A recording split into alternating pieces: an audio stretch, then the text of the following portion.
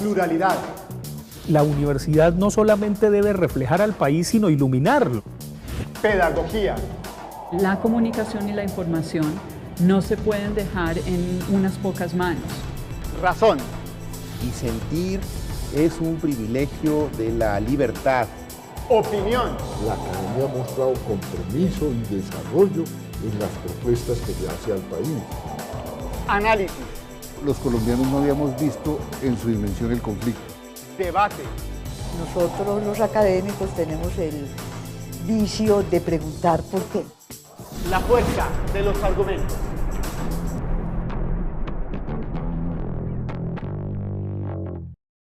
Bienvenidos a este especial de La Fuerza de los Argumentos, un programa de la Rectoría de la Universidad de Antioquia.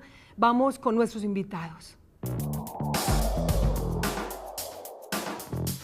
Antonio Escootado Espinosa, español, abogado, filósofo y académico contemporáneo. Posee un doctorado cuya tesis sobre Hegel fue publicada con el título La conciencia infeliz, ensayo sobre la filosofía hegeliana de la religión. Ha sido profesor de la Universidad Nacional de Educación a Distancia en Filosofía y Metodología de las Ciencias Sociales. Es autor de más de una docena de libros, entre los cuales se destacan Historia General de las Drogas, Caos y Orden y Los Enemigos del Comercio.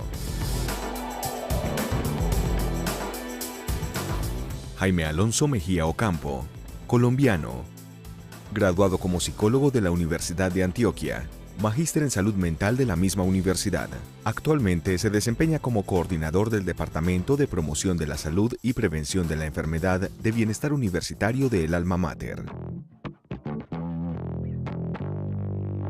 En esta mesa de diálogo, en esta conversación con nuestro invitado, a quien de verdad le damos una grata bienvenida a esta mesa de la Universidad de Antioquia para conversar por qué las cruzadas fallan y por qué la prohibición es el ejemplo. Para esto me acompaña Jaime Alonso Mejía, él es psicólogo, magíster en salud mental y líder de bienestar universitario en el tema de adicción. Maestro Escootado, bienvenido a la Universidad de Antioquia a este programa que por nombre lleva pues algo interesante, la fuerza de los argumentos. Pues muchísimas gracias. Antes me ha dejado un poco abrumado con esto de mi importancia, ¿no? No hay nada peor que la autocomplacencia. Maestro, sin duda me va a permitir una licencia y es hablarle un poco en términos de lo que en los expedientes judiciales se le ha tratado a usted como el señor Escota, así lo han titulado, y esto tiene que ver con un episodio importante que me parece valioso, Jaime, que entremos en materia con eso para conocimiento también de nuestra audiencia. Y es su experiencia, maestro, durante un tiempo en la cárcel que lo llevó a escribir la última parte de estas grandes elucubraciones suyas alrededor de lo que es el consumo y la normalización del consumo. Cuéntenos de eso, maestro. Bueno, yo he estado en la cárcel varias veces, primero por disidente político, luego por disidente militar. Estuve 14 meses encarcelado en una prisión militar por negarme a obedecer órdenes, luego estuve 2 veces más encarcelado por cultivar mi plantita de marihuana para el autoconsumo y finalmente en el año 83 fui acusado de dirigir la mafia hippie de la isla de Ibiza, que es donde yo llevaba viviendo 15 años. Me pedían 23 años y acabó habiendo un convenio donde me pusieron 1. Entonces me pareció que eran unas vacaciones humildes pero pagadas, donde podía redactar pues, el libro que llevaba preparando 10 años atrás, es la Historia General de las Drogas, que me sacó de pobre y me convirtió en un hombre seminotorio. El libro ha vendido casi 200.000 ejemplares en España, a pesar de tener 1.600 páginas, se ha traducido a las principales lenguas y bueno, el mero hecho de que ese libro exista hace un poco más inverosímil la acusación de que yo dedicase mi vida a dirigir una mafia, sobre todo porque si fuera ese el caso, qué poca condena 1 año. Maestro, hay una frase muy bella suya que dice, de la piel para adentro mando yo. Sí, esa fue la causa de que ingresase en la cárcel. El haberla dicho en la televisión ante el ministro del Interior y el jefe de la Brigada de Estupefacientes me situó como blanco en el año 82, en estos eventos que terminaron en el 83 con lo que ya sabemos. Bueno, entremos un poco ya en materia y a propósito precisamente de la cátedra pública, que es el espacio de interlocución que crea la universidad con su comunidad y con los ciudadanos y que lleva por título Todas las cruzadas fallan, la prohibición como ejemplo. ¿Por qué todas las cruzadas fallan, maestro? ¿Y por qué la prohibición allí es un ejemplo claro de que eso no sirve? Porque las cruzadas vienen de solucionar de tratar como si fuesen sencillas las cosas complicadas. Y entonces, bueno, se erige un objeto en bien absoluto y otro objeto en mal absoluto, se sataniza y se bendice. Y claro, pues es como la diferencia entre el sueño y la realidad. Uno sueña y pues de repente se despierta. Pues eso nunca coincide con lo que pasa en la vida, fundamentalmente porque lo real, a diferencia de lo imaginado, de lo fantaseado, está lleno de detalles. O sea, vamos, tiene infinitos detalles. Y en cambio, lo fantaseado no tiene detalles algunos. Las cruzadas fallan porque se intenta pensar que no hay detalles y que basta plantear un fin para que ese fin se cumpla, sin contar con todos los factores intermedios. Una vez que eso entra en la vida, pues fracasa. Se encuentra con 1000 y 2000 y 5000 interminables inconvenientes imprevistos, los podemos llamar. Las cruzadas fracasan porque en su esencia está fracasar. La primera cruzada, no lo olvidemos, es recuperar el cuerpo de Cristo, que lo tenían los árabes y lo querían los cristianos. ¡Ay, caramba! Se llegan a abrir la tumba y encontrar algo, un residuo orgánico. Menudo problema. Se hubiera caído todo el dogma cristiano, porque el dogma es que no murió, sino que se fue al cielo directamente y resucitó. Si llegan a encontrar un dedo, un brazo, cualquier cosa en el sepulcro, ¡qué catástrofe! Pues esa fue la primera cruzada. Y a partir de ahí, las demás siempre fueron unos intentos de una parte del cuerpo social por someter a otra parte del cuerpo social, por mandar más, mandar omnímodamente. Y mandaron, pero se acabó su autoridad. Quemaron a 100.000 brujas, exterminaron a 1 millón de librepensadores, quemaron a sodomitas y a gays de todo tipo, pero bueno, no acabaron ni con las brujas, ni con los librepensadores, ni con los sodomitas.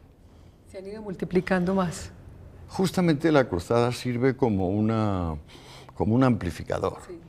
O sea, es el tipo de remedio que agrava la enfermedad sistemáticamente. Profesor Jaime, usted ha tenido mucho que ver con algunas pequeñas cruzadas también en la universidad y en sus ámbitos de trabajo. ¿Qué nos comparte ahora? Compartiendo aquí con el maestro todo lo que ha sido nuestro país en relación también con el tema de drogas, en términos de las propuestas de tratamiento, de las formas de intervención, con la idea de acabar con la droga. Pues me parece que es de las cosas más dolorosas por las cuales pasamos nosotros bajo ese precepto pues, de que hay que acabar con las drogas. Y esa es una situación dolorosa pues, para los que hemos estado insertos pues, dentro de estas dinámicas, porque es una frustración detrás de otra, es una sensación de que no es posible esa condición, porque hace parte de la situación humana. Entonces, ahora que usted planteaba lo de las cruzadas aparecen porque aparecen grupos sociales y personas que plantean propuestas diferentes, opciones diferentes. ¿Cuáles serían las cruzadas, digamos, que había que enfrentar? Porque hay, digamos, grupos sociales que pretenden construir nuevas posibilidades. En este tiempo, ¿usted piensa que, digamos, a qué nos vemos como abocados en términos de qué situaciones hay que enfrentar? Porque digo, las situaciones van desarrollándose a partir de que las poblaciones van teniendo sus experiencias de vida e imponiendo sus dinámicas sociales, culturales, y aparecen las estructuras y las instituciones diciendo así no es, tiene que ser de esta manera. ¿Frente a qué situaciones nos vemos como abocados, maestro? La cruzada farmacológica, que tanto ha padecido Colombia hasta hace 20 años o así, en Colombia había una situación social y política tan dramática como la hay ahora en México, que es donde ha emigrado el tema. Pues claro, viene de una doble premisa que es incongruente la una e incongruente la otra. La primera premisa incongruente es que las drogas son una creación infernal, no el fruto del genio botánico y técnico y químico del ser humano, sino una cosa que ojalá no se hubiera descubierto. Y la segunda es que, porque alguien lo mande, los demás van a obedecer. Respecto de la primera, hay que decir que las drogas son una de las bendiciones principales que Dios o la naturaleza o el afán de conocimiento han puesto en manos de los seres humanos. Sin los analgésicos, precedidos por el opio, que existe se usa hace al menos 5.000 años, muchísimas personas que mueren entre atroces dolores pueden morir serenas y sin dolor. Lo mismo pasa con los demás fármacos. Podemos extremar las cosas y decir que no hay un solo veneno que no sea muy útil. No digo útil, muy útil. Ahora mismo hay a lo mejor 100 o 1000 botánicos que están buscando entre las pequeñas ranas del Amazonas y víboras superactivas extraer esos venenos para venderlos a un precio extraordinario, muy bueno, o sea, por ejemplo, mínimo 5 o 10.000 euros el gramo de sustancias hipertóxicas, porque esas sustancias son útiles para distintos medicamentos, por ejemplo, yo qué sé, por deficiencias cardíacas, etcétera, etcétera. Solo la ignorancia y el maniqueísmo pueden pensar que las drogas son una maldición de la humanidad. Las drogas, como digamos la dinamita, han permitido hacer túneles, dragar puertos, sacar adelante lo que se llama el proyecto de una civilización. En cuanto a lo segundo, el poder de la autoridad, la capacidad del mando, pues esto es nefasto. Como decía esta mañana en la pequeña charla en la universidad, la historia universal puede concebirse como el proceso en el cual, con muchos fracasos y muchas retiradas y muchos armisticios, la inteligencia se va sobreponiendo a la tiranía del deseo, de cómo la inteligencia va venciendo a la voluntad. Nacemos y empezamos a querer y a mandar a nuestros padres y a decir esto y lo otro, somos caprichosos, lloramos si no se nos da y tal. Si la vida va bien y la persona llega donde tiene que llegar, pues nos damos cuenta que somos poco, cada uno en particular, cada individuo es poca cosa, y que para lo que servimos es para arrojar luz acerca de las circunstancias y condiciones que permiten mejorar la vida, la propia y la ajena. Entonces todos los autoritarios son enemigos de la humanidad, lo sepan o no. Normalmente se presentan como mesías salvadores y personas que van a mejorar la existencia, y luego en la práctica todos llevan más o menos claro un plan eugenésico, es decir, un plan de mejora de la especie que, llamado por su nombre, es genocidio. Todos los voluntaristas son genocidas. Y ellos, de alguna manera, podríamos decir, son los que están conduciendo los hilos o los que están estableciendo las reglas de juego. Pero yo quisiera preguntarle a usted, maestro Escotado, lo siguiente. El consumidor, en este caso de la sustancia, de la droga o del consumo de ciertas sustancias psicoactivas, digamos que es el último en la cadena, pero frente a esa cadena hay unas circunstancias de contexto que podríamos denominar las redes ilegales, las mafias del tráfico. En Colombia, por ejemplo, son funestas las experiencias que como sociedad hemos tenido, es mucho el dolor y la sangre que ha corrido un poco en esta sociedad.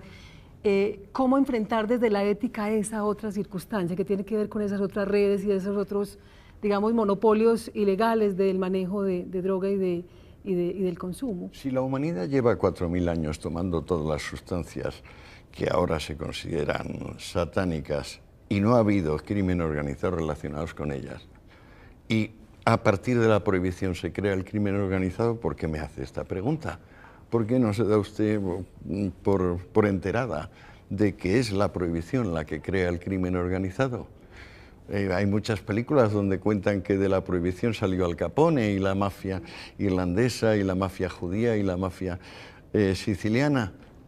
Pero bueno, eso son bromas. Al Capone en comparación con Pablo Escobar o con los cárteles actuales mexicanos son bromas, juegos de niños. ¿Cómo se puede negar que el origen de la criminalidad salvaje y organizada, de la corrupción de los estados, de la implicación de las policías y los ejércitos, es una consecuencia directa de la prohibición? ¿Quién puede negar eso? Yo vengo de una mesa redonda que organizó Mario Vargas Llosa en Lima hace un mes, y allí estaban Pastrana y Calderón, dos expresidentes, y yo en la mesa, y también el comisario jefe de la policía mexicana, que declaró, y por eso le creo, que había 40.000 muertos en la cruzada mexicana. Eso es cuatro veces los muertos norteamericanos en la guerra de Irak. Y sin embargo nadie saca las consecuencias del asunto y me hablan de moralidad. ¿Qué moralidad? ¿Qué brutal inmoralidad hay detrás de esto? ¿De qué sirve satanizar cosas que la humanidad ha utilizado desde hace miles de años? Lo que hay que hacer es informar a las personas. Por un lado, darles la libertad de elegir, porque al fin y al cabo no son niños pequeños, no son párvulos, sino que son ciudadanos con derecho a obrar autónomamente. Pero por otra parte, claro, si la clase médica, la clase farmacéutica, la clase política colabora en este gigantesco engaño, en este fraude a la ciudadanía, lo único que pueden hacer los ciudadanos es oponer a la barbarie conocimiento, oponer a la tiranía autonomía. El camino del conocimiento, usted ha sido claro en eso, maestro Escotado, y cómo hacer para los caminos intermedios también en este caso de comprensión, sin satanizar, pero también sin banalizar lo que esto puede significar, ¿no? Yo he puesto mi granito de arena escribiendo la historia general de las drogas, esas 1.600 páginas. Yo no tenía idea cuando me puse a estudiar el tema de qué iba a ser. Creo que cualquier persona honrada se pone a estudiar algo porque sabe que no sabe y quiere enterarse. Y una vez que se va enterando, pues entonces le cambian las cosas. No hay manera de coger la historia y presuponerla, inventarla, imaginarla. Eso lo puede hacer un novelista, un pintor con su cuadro, un músico con su composición. Pero la historia es un cuerpo de hechos coordinados, tanto más coordinados cuanto que más sabe el historiador de las distintas ramas. Pues, por ejemplo, en cualquier hecho histórico hay un factor económico, un factor sociológico, un factor psicológico, un factor estético, etc. Cuanto más profundiza el historiador, más se da cuenta de que aquello es realidad. Y realidad significa lo contrario de sueño, de fantasía, de ideal, por ejemplo. ¿Qué atrocidades ha atravesado la humanidad en nombre de ideales? No queremos ideales, queremos reales. O sea, la vida está hecha de cosas físicas. Todos los ideales no son físicos, son metafísicos, son geométricos. Es como el punto y las curvas regulares o la línea recta. No hay una línea recta en la naturaleza. No la hay. O sea, solo la hay en la mente de Euclides. Muy bien, vamos a un pequeño corte y volvemos aquí a la fuerza de los argumentos con el maestro Antonio Escotado. Volvemos a la fuerza de los argumentos. Estamos hablando por qué todas las cruzadas fallan y la prohibición como ejemplo. Profesor Jaime, adelante. Pues estamos hablando un poco en relación con, digamos, lo que es el efecto de la sustancia, no solamente asociado a la condición, digamos, fisiológica del cuerpo, sino la representación que tiene para cada una de las personas que consumen sustancias, por la forma como las personas relatan sus experiencias bajo efectos de las sustancias y lo que significa para esas personas, si es posible mantener, digamos, la sustancia en una condición, digamos, de pureza, podríamos decirlo, en relación con su origen, porque son naturales, porque son parte de rituales de comunidades, ¿sí? En una sociedad y en un contexto social donde el comercio, la sangre rueda alrededor del tema de drogas, será posible, digamos, que haya la opción del consumo responsable, ¿sí? En este tiempo, ¿sí? Donde los discursos a través del tema de la globalización hacen que las personas accedan pues, a tantas situaciones, a la representación de lo que es la droga. Si no se prefiriese la ignorancia, la desinformación y el fraude al conocimiento, lo primero que recordaríamos es que el alcohol que se importó de Asia a Europa aproximadamente en el 4 o 5 antes de Cristo, cuando entró masivamente el vino, produjo una reacción tan poderosa como la que estamos viendo en el siglo XX respecto de sustancias más o menos nuevas, que por cierto luego se vincularían cada una de esas sustancias a grupos sociales. O sea, por ejemplo, el opio se satanizó en Estados Unidos porque había llegado una enorme emigración china a trabajar en ferrocarriles. En Estados Unidos se satanizó la marihuana porque había una enorme inmigración de mexicanos que fumaban marihuana. Y entonces la cocaína se satanizó porque los negros bajo el efecto de cocaína violaban a blancas, y fue uno de los orígenes de la película famosa de Griffiths, El nacimiento de una nación, y del Ku Klux Klan. No nos podemos olvidar que a Occidente asimilar el vino le costó 3 siglos, que la civilización grecorromana se condenaba con pena de muerte a cualquier mujer o hombre de menos de 35 años que bebiese vino. Esto se ha olvidado pues porque le da la gana al prohibicionista olvidarlo, o porque normalmente es un analfabeto fanático que prefiere la ignorancia al conocimiento. 3 siglos le tomó a Occidente asimilar el vino y darse cuenta de que algunas personas no sabían organizarse con el vino y eran alcohólicos y eran unas piltrafas humanas, pero que no era cuestión de echarle la culpa al vino, era cuestión de mirar a las personas, y que cuanto más prohibieses el vino, más gentes tomarían el vino, más puntos venderían vino y más adulterado estaría, como demostró la ley seca americana y como demuestra evidentemente la persecución de la heroína, de la cocaína y de cualquier otra droga, del cáñamo, del hachís. El hachís, por ejemplo, que se toma en Europa, es un 95% de adulterantes: aceite de palma, yema de huevo, henna, que es un vegetal de la zona molida, etcétera, etcétera. Y claro, pues entre fumar un extracto de cáñamo y fumar esa combinación, la cantidad de alquitranes y de adulterantes y de efectos secundarios, pues bueno, se hace exponencial. O sea, en un caso es X y en el otro caso es X al cubo. Pero esto no se quiere saber. Es decir, el tema de las drogas, las personas de bien, prefieren decir: ay, no, esto es malo y yo no quiero ni hablar de esto, y que sigan prohibiéndolo. Luego resulta que su hijo comete un crimen, el otro lo meten en la cárcel, el otro se idiotiza. No, pero seguimos pensando lo mismo. El ser humano solo le defiende el conocimiento.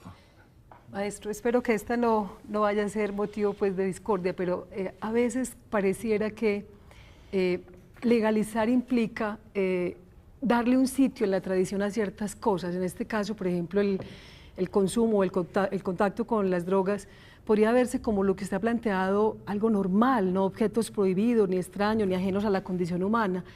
¿Cómo podemos diferenciar, y para eso lo tenemos, para que nos explique y nos ayude a entender y abrir un poco más estas ventanas de la cabeza que tenemos, la diferencia entre legalización y normatización, o volver normal el consumo de estas sustancias? Muy sencillo. Recordar que el experimento no es legalizar, sino que el experimento fue prohibir. Se han hecho diversos experimentos en la vida. Por ejemplo, liberarnos de los homosexuales. Por ejemplo, liberarnos de la disidencia política. Por ejemplo, liberarnos del cultivo de la magia. Se han hecho y han salido mal. Este experimento es un experimento, la prohibición. Entonces lo que hay que hacer es volver al estado anterior del experimento. Y dice: ay, ¿cuándo fue eso? No, antes de 1971, no hace mucho tiempo, la Convención Internacional de Sustancias Psicotrópicas, donde la fuerza de los americanos como superpotencia mundial les permitió exportar una cruzada puramente local, porque las farmacias en Asia o en África o en Europa no hacían ningún caso de las prohibiciones que regían en los Estados Unidos de Norteamérica, ni tampoco en Canadá. Y claro, decir, pues lo que había antes de 1971, que ciertos productos de la naturaleza, los más afines a la síntesis química, a la farmacia, los más relacionados con la botánica, al herbolario, los más introducidos para para ceremonias recreativas, institucionales, como bodas, bautizos, etcétera, etcétera, al supermercado. Así de sencillo. O sea, lo que hay que hacer es derogar la prohibición, no legalizar las drogas. Legalizar las drogas sería revolucionar todo el tema de los derechos civiles, cambiar las constituciones.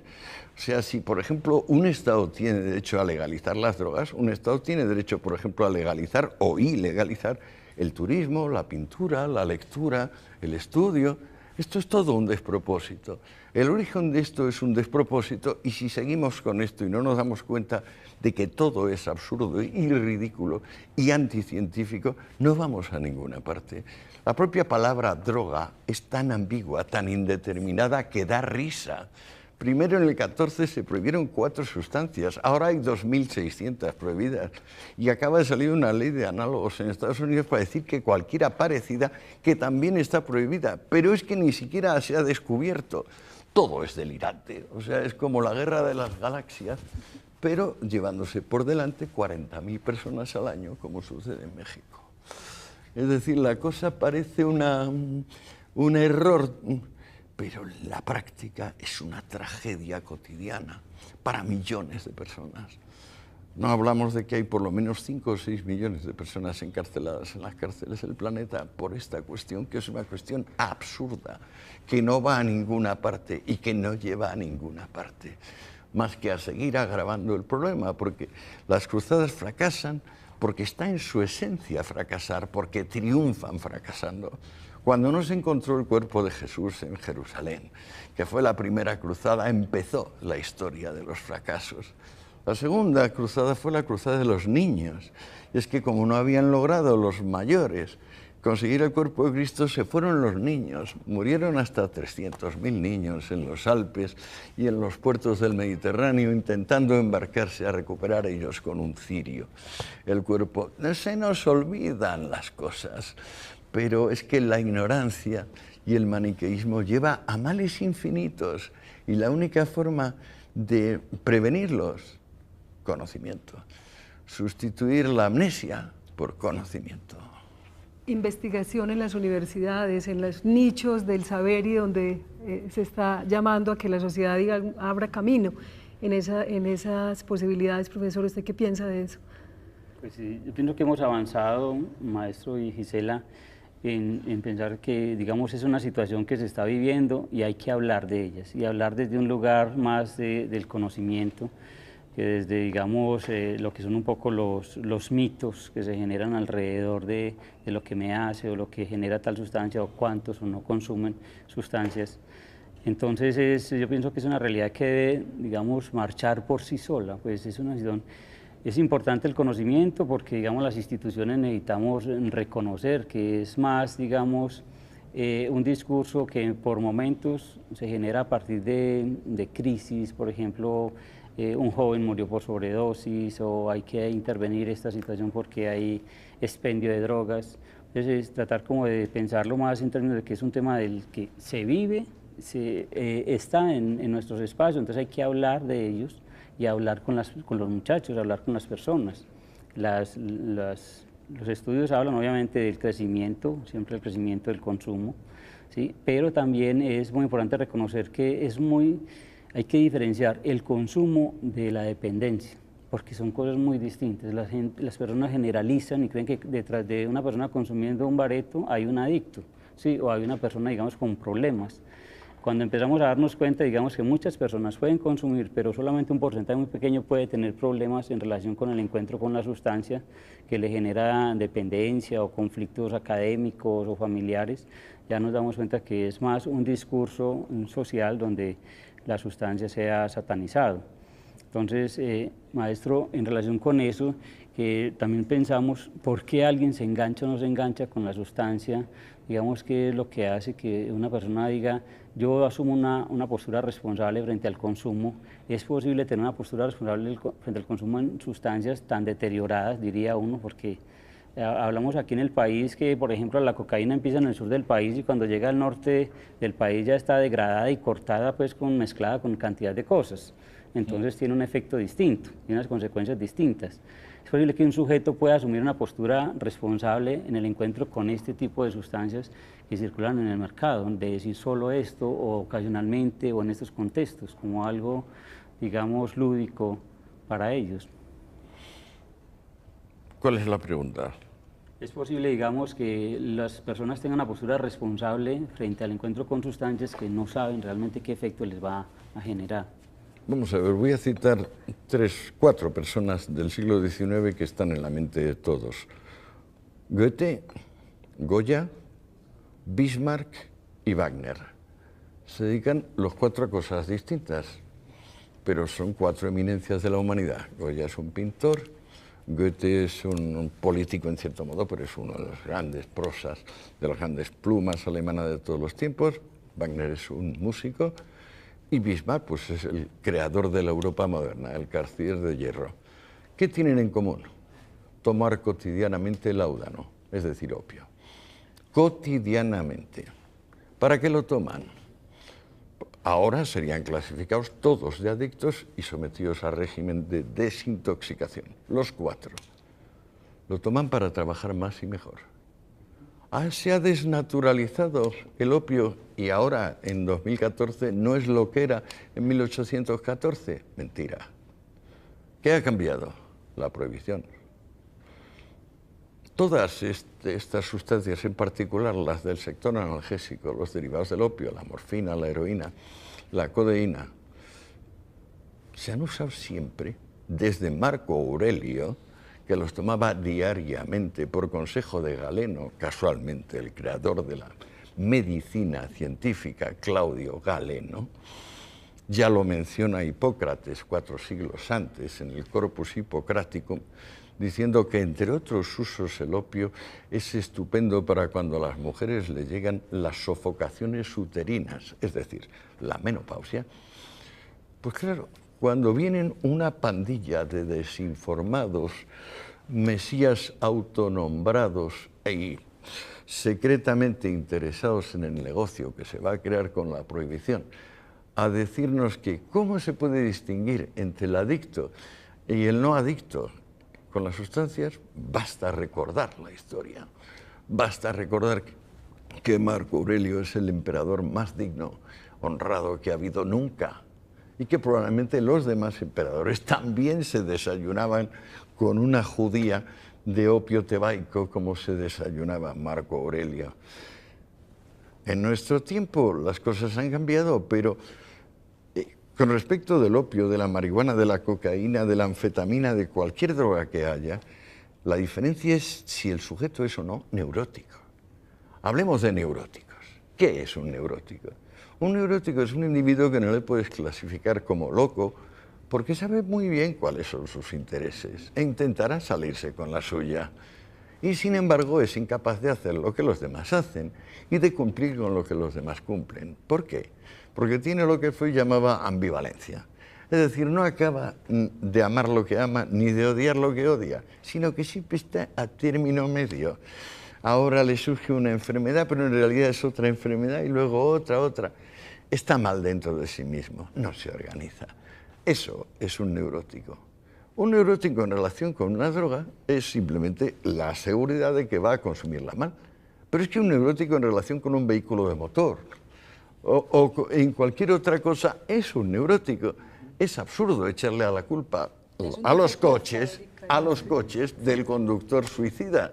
Pues tan absurdo es echarle la culpa a las drogas del mal uso de las drogas. Parece mentira que 100 años después de la prohibición sigamos escuchando a personas supuestamente expertas en esta materia que no dicen más que bobada tras bobada, ignorancia tras ignorancia. Y bueno, yo quiero creer que muchos de ellos lo que son es hipócritas, porque es que verdaderamente no lo entiendo.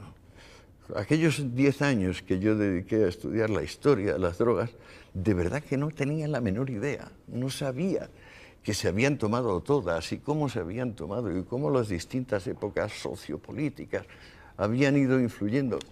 Pero ¿por qué demonios he tenido que ser yo el único que le haya dedicado 10 años a 12 horas diarias de trabajo al tema? ¿Por qué? Si somos 8.000 millones de personas. Yo no me lo explico. De verdad que no me lo explico. Y luego que haya tenido que pasar por la cárcel por esto, pues estupendo, pues es una prueba más de cómo se defienden estas posiciones. Maestro, esa anécdota suya con el coronel que le apunta y Era un capitán. un capitán y lo amenaza, eso parece ser también una constante en su vida porque prácticamente ha estado amenazado y puesto en entredicho muchas de las cosas que usted ha planteado. Es curioso como siendo la dignidad humana, la libertad y la responsabilidad, luego en la práctica cuando intentas aplicarlo te haces muchos enemigos. La independencia, por ejemplo, a nivel de mi gremio, el universitario, me ha costado cosas graves, sí. No es fácil no pertenecer a una capilla, no deberle a alguien tu plaza. O sea, no es fácil decir, yo quiero merecer. No, merecer no. O sea, tú, si eres de los míos y me prometes luego votar a quien yo diga, ahora te voto yo a ti. Eso es corrupción, eso merece la cárcel. Y sin embargo, eso es lo que pasa cada día. ¿Cómo ha enfrentado usted, maestro? Pues yo creo que lo ha hecho, pero expliquemos un poco esa endogamia, si se quiere también, y eso que se ha llamado, entre comillas, el corporativismo universitario. ¿Cómo lo ha enfrentado desde su trinchera también? Mire usted, ahí tengo unos récords mundiales. Cuando presenté mi tesis doctoral, en el 63, era la primera tesis en castellano sobre Hegel. Luego el libro se publicó en Revista Occidente, como ensayo sobre la filosofía hegeliana de la religión. Pues bueno, el decano y presidente del tribunal me dijo, este Hegel es un protestante y no va usted a leer la tesis, pero como usted sabe alemán y domina el tema y yo no, lo que yo me encargaré es de que no haya quórum en el tribunal. Y como son 5, él era 1 y nombraba a todos, 2 me apoyaban. 3 veces se leyó la tesis y 3 veces no hubo quórum. A la 4ª yo me busqué un notario y me fui a la lectura y de repente apareció el bedel, le dijo al decano, hay un notario de Madrid que quiere hablar con usted. Y dijo, ¿un notario para qué? Dijo, ¿qué pase? Y el notario dijo, vengo de parte del señor Escotado a levantar acta de que está usted aquí en el decanato a las 12:30 y desde las 12 están en el aula 11 esperándole. En aquel momento se fue rápidamente al aula 11 y dijo, no quiero más hablar, muy bien, summa cum laude, 10. O sea, no hace falta ni que la defienda. Así me dice doctor. Cuando en el año 83 acababa de ser encarcelado por este asunto de director de la mafia hippie de Ibiza, se convocaron una conversión de todos los que éramos adjuntos de las asignaturas en titulares. Unos casi 10.000, 9.000 y pico. Uno quedó fuera. Yo. Ya para entonces tenía 11 títulos publicados, casi 40 traducciones. Era el más conocido de mi gremio, el único que sacó 0 de los 7 miembros del tribunal. Hace 2 años, antes de jubilarme, decidí que, bueno, porque insistían mis hijos, pasaría de titular. Bueno, naturalmente hice una reclamación administrativa de por qué habían excluido solo a mí de 10.000. Y entonces el tribunal se dignó decir que, bueno, que me daban un 5. Los demás habían pasado con 9,98, por supuesto. Y eso supuso 2 años de retraso, de sueldo y de escalafón. Hace 3 años, ¿no? 2. Cuando me iba a jubilar, decidí presentarme por primera vez a cátedras, pensando que iban a tener el atrevimiento de cargarme, pero no cargarme en el segundo ejercicio, que era el de memoria de cátedra, o sea, proyecto doctoral, no proyecto docente, sino en el primero, en el de currículo, porque el de currículo tiene factores objetivos, cantidad de publicaciones que tienes, obras traducidas, repercusión nacional e internacional y sobre todo una cuestión que a lo mejor hay en la Universidad Colombiana también, que se llama sexenios de investigación. Yo me presenté con 6 sexenios de investigación, que son el máximo que se puede tener, porque si no, no hay tiempo. 6 años, figúrate, pues son 36 años. Yo me presenté con 6 sexenios. Más de la mitad del tribunal que me juzgaba tenía 2 sexenios. Solo el que más tenía, el presidente del tribunal, tenía 3 sexenios. Yo ya sabía que si tenía la suerte de que me cargasen en la prueba de currículum, les desmontaría, les llevaría a un juicio contencioso administrativo y les vencería. Y efectivamente se atrevieron, me pusieron 7 ceros otra vez, como me habían puesto en el 83, y yo recurrí. La primera respuesta de la Secretaría de Estado de Universidades fue que había llegado mi reclamación fuera de tiempo, era un tampón de correos. Entonces lo llevamos a la Audiencia Nacional y la audiencia dijo que absurdo, cómo reclaman un tampón de correos. Es evidente que el tampón de correos tiene la fecha y condenó al Ministerio de Educación a 1.000 euros por temeridad y maniobras dilatorias. ¿Qué hizo el Ministerio? Apeló. Se fue al Tribunal Supremo. El Tribunal Supremo ya se agarró un cabreo tremendo y le metió 10.000 euros por temeridad y maniobras dilatorias. El juicio se me ponía fenomenal. Es lo que yo había pensado. Yo soy jugador de ajedrez, casi fui campeón de España de ajedrez en el año 82. Y claro, salía todo perfecto. Pero no calculé los plazos. De repente, un día me llama mi abogado, se llamaba Rafael Núñez Chivato, me fié mal del segundo apellido. Qué desgracia. Y me llama y me manda como único mail 7 sentencias del Tribunal Supremo donde no se ganan los procesos así. Y yo me quedé acontecido y a las 6 horas después de estudiar las sentencias dije, no digas tonterías, Rafael, si dicen el decreto de ley que regula la materia dice que tienen que hacer informes razonados. No han hecho informes razonados ninguno de los 7. Mantén la reclamación, el juicio está ganado. Tenemos 2 resoluciones previas que los condenan por dilación. Siguiente mail, se nos ha cumplido el plazo. Pudo la burocracia entonces. ¿Qué es eso? ¿Quién compró a mi abogado? ¿Qué le dieron? La solución que me dieron mis amigos, mi mujer, procesale. Pero a mí, yo no me interesa ese gusano, ese miserable. Yo iba contra la institución y ahí perdí la partida más seria de mi vida.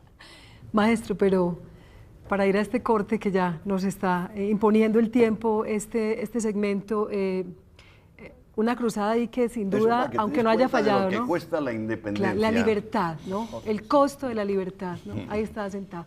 Ya regresamos en esta amena conversación con nuestro invitado especial, Antonio Escotado. Estamos en la fuerza de los argumentos. Continuamos aquí en esta mesa de diálogo con Antonio Escotado y con el profesor Jaime Alonso Mejía. Maestro, veníamos pues de esa mirada, entre comillas, anecdótica de lo que había sido esa funesta relación con algunos tribunales de la academia, de ese gremio, sí que no es fácil. Pero yo quisiera que entráramos un poco en algo que me parece muy valioso y es ese método suyo de investigación. Usted mencionó un dato que a mí me pareció asombroso, Jaime, y es 14 horas diarias de trabajo, búsqueda de documentos primarios por parte suya. Usted no le delega a nadie la labor investigativa. A esta altura de su vida, y que uno lo ve además con mucha vitalidad, quiero confesárselo, me parece que es un adicto en muy buenas condiciones, contrario a lo que a veces parece, ¿no? Los adictos parecen deteriorarse. 3 paquetes diarios de tabaco y el consumo diario de marihuana que también le ha servido para... un porrito antes de dormir, sí. Ese método, ¿cómo lo hace? ¿Cómo logra una cosa, digamos, tan obcecada en el conocimiento todavía a esta altura de su vida, maestro? Bueno, yo empecé queriendo, como dije esta mañana, queriendo ser valiente y acabé aprendiendo a estudiar. Creo que el verbo estudiar no lo conjugamos en toda la profundidad que tiene, porque el verbo estudiar es el verbo amar, pero concretado en el beneficio propio y en el de los demás. He descubierto que estudiar es una fuente de alegría inextinguible, porque claro, al estudiar no estamos topándonos con los sueños o con las fantasías o con los ideales, sino que estamos topándonos con la realidad, una cosa infinitamente profunda en todas direcciones. Entonces el estudio nos va deparando sorpresas. Sorpresas significa cambios de idea. Solo los imbéciles tienen ideas fijas. O sea, la cumbre, la realización del espíritu humano es irse sorprendiendo. No en vano, el origen de la filosofía, lo dice el libro Lambda de la metafísica de Aristóteles, es el asombro. Y del asombro surge la curiosidad, y de la curiosidad surge la tenacidad del estudio. Hasta tal punto se ha corrompido la cosa que el diccionario de la lengua española definía por curiosidad querer saber lo que se desconoce. Desde el 79 han venido una pandilla de sinvergüenzas y el diccionario de la lengua española, la RAE, dice curiosidad es querer saber lo que no nos incumbe. Desde el 74, eso es un como de Auschwitz, es un Auschwitz aplicado a la lingüística, pero también asombro, antes del 74, significaba sorpresa, maravilla. Ahora, desde el 74, asombro se traduce por susto. Esto es el diccionario de la lengua. ¿He contestado lo que me preguntaban? Sí, pero me gustaría mucho saber esa disciplina todavía, en las 14 horas diarias, cómo se hace, cómo se logra algo tan valioso pues, en la disciplina de conocimiento. La alegría del descubrimiento, sí. el hallazgo, eso vivifica, eso es como si fuera una supervitamina y una superproteína. Cuando uno pacientemente, en principio sin esperar nada, sin pedir nada, vamos a dar un ejemplo práctico. Cuando el tomo 3, que estoy ahora de la historia del comunismo, me llegó, Lenin, pues claro, yo me leí el par de biografías canónicas que hay sobre Lenin, me leí las obras de Lenin, prácticamente todas, pero me encontré con que Internet me ofrecía 4.100 referencias. Podía haber visto algunas u otras, no, dije, ¿cuánto vas a tardar, Antonio? Como mucho un año. Me las liquidé en 3 meses, las 4.100. Luego se abrieron los archivos de Moscú y aparecieron en los documentos clasificados que eran 6.000 y pico más. Pues me los leí también, escasamente en 2 meses, estos últimos, porque eran textos pequeños, memorandos, notas. Cuando terminé, dije, ¿sabrá tanto Lenin de sí mismo como sé yo ahora de él? Pero claro, la historia del comunismo tiene por lo menos 100 personajes como Lenin, pero yo llevo 15 años. Y no me importará estar 20 si la salud me conserva, para tener la más profunda noción que pueda de cada protagonista, de cada hora, de cada momento.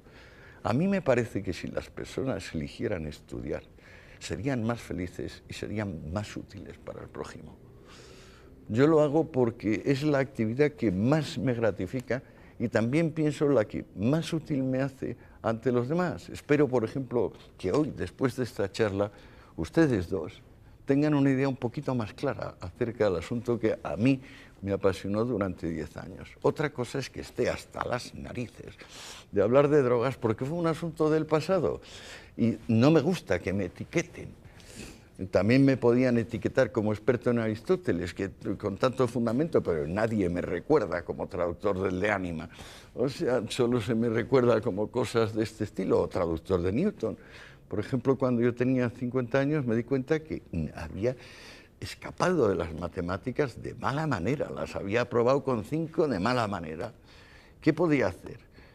Pues traducirme los Principia Mathematica que estaban en latín de Newton, y no estaban en castellano, y de paso aprender cómo se generó el cálculo. Porque claro, si aprendemos algo por definición, la definición es plana y chata. En cambio, si sabemos cómo una cosa nace y muere, entonces esa génesis nos explica lo que la cosa es. Me traduje los Principia y ahora pues ya sé lo que es cálculo. Sé lo que es cálculo desde la madre del cálculo, y salvé ese agujero que tenía de las matemáticas de bachillerato, porque como luego ya hice letras, no sé matemáticas superiores, por supuesto, pero se me había quedado el cálculo fuera. Maestro, antes de que se nos vaya, a ver si te parece, como ir desde lo macro un poco, una mirada desde arriba y luego bajar a la universidad no solo la Universidad de Antioquia, sino la universidad como ese espacio de convivencia y de comportamiento entre la diferencia, nos encontramos todos. Pero yo sí quisiera que antes de que usted se fuera, maestro, de este programa nos contara cuál es su perspectiva comparativamente de lo que ha sido el abordaje del tema, pues no de legalización o despenalización, tanto en Europa como ahora nosotros aquí en esta América tropical, en este mundo complejo que nos contiene a todos. ¿Qué nos diferencia y qué nos puede unir en ese controvertido y complejo manejo que usted ya nos ha advertido que hay que cuidarse porque no es una línea recta lo que estamos viendo, es unas complejidades? El caso de Uruguay, por ejemplo, ¿cierto? En este ensayo que se está haciendo también con una sociedad que busca dar un salto.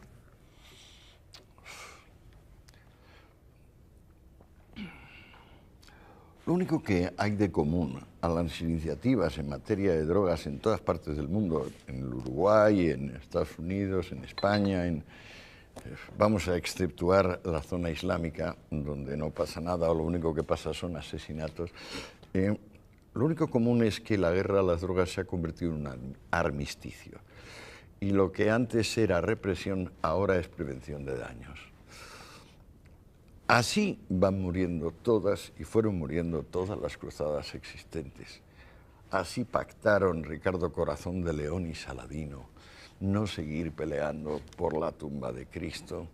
Y así se acabó la cruzada contra el libre pensamiento en el siglo XIX, y así se acabó en el siglo XX la cruzada contra los sodomitas y los gays en general. Cada vez que una operación de limpieza, es decir, un genocidio, se convierte en una operación preventiva, podemos imaginar que los causantes, los responsables, están retrocediendo sin poner el culo al aire de su propia situación. Creo que lo común en materia de drogas de todo el planeta hoy es que se está dando marcha atrás. Lo que pasa es que hay unos intereses creados gigantescos, ahora ya son realmente gigantescos. Solo el tráfico de armas puede compararse, y no creo que pueda compararse, con la magnitud de los beneficios que genera la prohibición. Y sobre todo, qué manera hay de dar marcha atrás a la corrupción institucional generalizada, donde las policías, los ejércitos, los gobiernos están completamente comprometidos de la cabeza a los pies con este asunto. Se empezó queriendo beneficiar a la humanidad y hubiera podido beneficiar a la humanidad teóricamente, pero resultó que no. Nadie podía juzgar en 1914 que esto iba a ser el horrible fracaso que ha sido. Solo lo podemos decir a posteriori, porque en general la vida se distingue de la geometría y de la alta matemática en que la vida es a posteriori y la geometría y la alta matemática son a priori. Pero el mundo de lo a priori, el mundo simbólico, tiene como un único inconveniente, pues que no tiene realidad. Profesor, nos queda un minuto para la pregunta sobre el contexto universitario. Sí, maestro, nosotros de todas maneras promovemos, digamos, lo que es en los muchachos el estudiar, el apasionarse, pues, como por el saber, por la investigación, y es de las cosas que más nos fortalecen estar en estos contextos. Pensaba si, digamos, desde lo que usted transmite como ejemplo de vida, digamos, el apasionarse por el saber es fundamental en el tema también que tiene que ver con sustancias.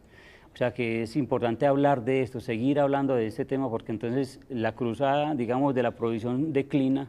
Entonces nosotros estamos entusiasmados con el tema de la propuesta de reducción del daño. Entonces usted nos dice, eso tampoco va. Pues o sea, eso también se queda en un pañito de agua tibia sobre una situación muy compleja. ¿Qué nos recomienda, maestro, en qué dirección pues trabajar? El coraje de la verdad. Recomiendo tener el coraje de la verdad. Amar la existencia, ni siquiera en términos inconscientes aceptar esa secreta maldición de me hubiera gustado no haber nacido, que es lo que está detrás de todos los actos de agresión que los hombres hacen respecto de los hombres, maldecir el acto de haber nacido. Y por tanto, como esta es la esencia de las religiones monoteístas, creer en el otro mundo. No, el otro mundo no, aquí. Aferrarse al aquí, eso es lo que yo propongo. Y renunciar a las esperanzas del más allá, que normalmente lo único que contienen son invitaciones al genocidio. Cerremos solo con una definición un poco corta, me disculpa el atrevimiento. Usted habla mucho del triunfo de la libertad y de la inteligencia y se le ve molesto por la hipocresía y por ciertos estados despóticos a los que han sido sometidas las sociedades. ¿Qué quiere decir eso del triunfo de la inteligencia y del triunfo del conocimiento? Es largo, ¿eh? Es largo. El triunfo de la inteligencia, pues mi maestro Hegel diría que el espíritu se reconozca como espíritu y que reconozca que lo espiritual del espíritu es la autonomía. En definitiva, responsabilidad, responsabilidad, responsabilidad. Hemos llegado así al final de nuestro programa, agradeciendo a nuestro invitado especial, el maestro Antonio Escotado, por supuesto a Jaime Alonso Mejía por haber participado en este diálogo. Esperamos haber aportado en inteligencia, en valoración, en visión sobre lo que es este tema, por qué las cruzadas fallan y por qué la prohibición es un ejemplo. Hasta la próxima oportunidad aquí en La Fuerza de los Argumentos.